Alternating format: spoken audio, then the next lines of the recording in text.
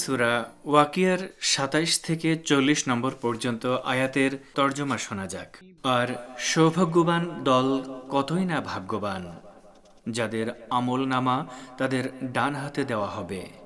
তারা থাকবে কাঁটাহীন কুল গাছের নিচে, কলা গাছের মাঝে যাতে আছে থরে থরে সাজানো ফল, বিস্তীর্ণ অঞ্চল জুড়ে ছায়া, আর ঝর্ণা থেকে নেমে আসা অবিরাম প্রবাহমান পানি ও প্রচুর ফলমূল, যা কখনো শেষ হবে না এবং কখনো নিষিদ্ধও হবে না।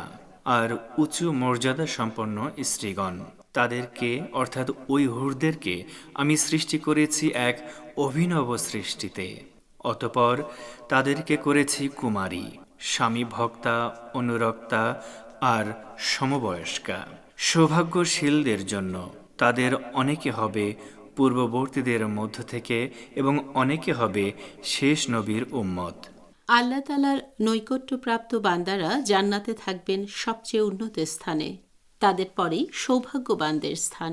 পবিত্র কোরআনের অন্যত্র বর্ণিত আয়াত অনুযায়ী তারা হচ্ছেন সেই সব মানুষ কিয়ামতের দিন যাদের আমলনামা ডান হাতে দেয়া হবে। কিয়ামতের দিন ডান হাতে আমলনামা লাভ করা হবে সৌভাগ্যবানদের অন্যতম নিদর্শন।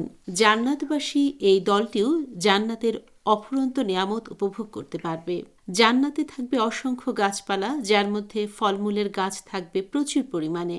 জান্নাতবাসীরা একদিকে এসব গাছের ফল খেতে পারবে এবং অন্যদিকে এসব গাছের ছায়ায় বিশ্রাম নেবে। এসব গাছের কোনো কাঁটা তাদেরকে কোনো কষ্ট দেবে না। এর পাশাপাশি জান্নাতে থাকবে অসংখ্য প্রবাহমান পস্ত্রবন, ঝর্ণা ও ঘন জঙ্গল, যার ফলে জান্নাতবাসীদের জন্য তৈরি হবে এক নান্দনিক ও নৈসর্গিক পরিবেশ। এই আয়াতগুলোর কয়েকটি শিক্ষণীয় বিষয় হচ্ছে: এক, প্রকৃতিগতভাবেই পার্থিব জীবনের বিভিন্ন ভোগ্য বস্তু ক্ষয়প্রাপ্ত ও ধ্বংসশীল। এগুলোর মধ্যে অনেক ত্রুটি বিচ্যুতি থাকে, কিন্তু জান্নাতের নেয়ামত সমূহে কোনো ত্রুটি বিচ্যুতি নেই। সেখানকার নেয়ামতগুলো চিরস্থায়ী এবং সবসময় মানুষের হাতের নাগালে থাকে। স্থান, কাল, পাত্র ভেদে এসব নেয়ামতের জন্য কোনো সীমাবদ্ধতা আরোপ করা হয়নি। দুই, পৃথিবীর জীবনে বিয়ে শাদীর মাধ্যমে যেসব সংসার গঠিত হয় তা অনেক সময় টেকে না।